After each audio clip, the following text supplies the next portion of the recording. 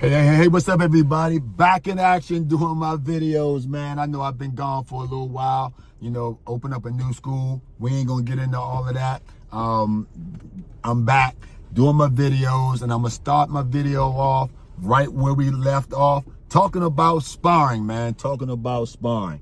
The question of the day is, is it necessary to spar in order to be good at fighting? Do you have to know how to spar in order, or do you have to spar in order to know how to fight?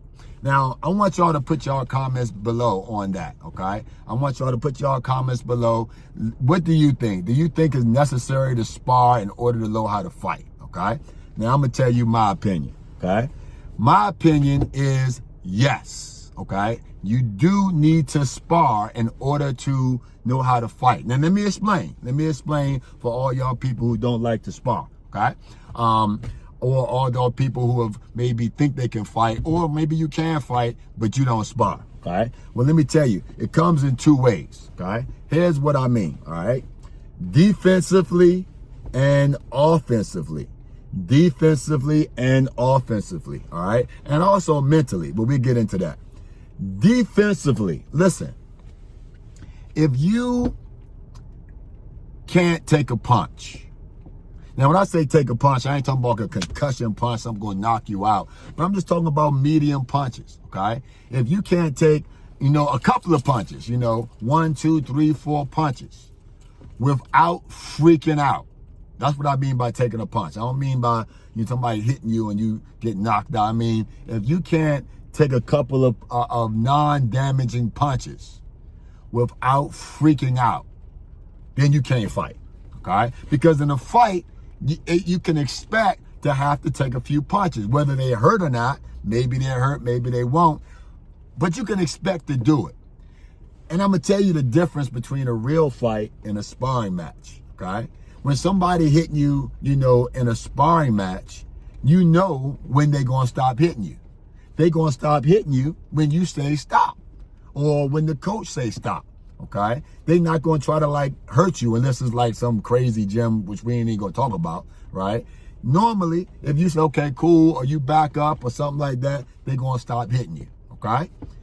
So in the street, you don't know when they're gonna stop hitting you. They might stop hitting you when you bag them to stop. They may stop hitting you when they think that you can't move no more. They may stop hitting you when you're dead. You don't know what's going to happen. So that is a higher level of a mental, exchange. So if you freak out in a controlled environment when somebody is hitting you, then you're going to really freak out in a real fight. So defensively, if you can't take punches without freaking out in sparring, then you can't take punches without freaking out in a real fight, which means you can't fight. And that's just defensively. Now, offensively, and I've said this before in all my previous videos, my instructor, my coach, the late great master Gerald Dawson, always said that fighting is about timing and distance. Timing and distance. You need to know how close you need to be to do what. Now, you can hit the bag all day long because the bag don't move, the bag don't hit back. So you need to know how close you need to be to throw your straight punch, how close you need to be to land an elbow or a knee or a kick or do a takedown, whatever.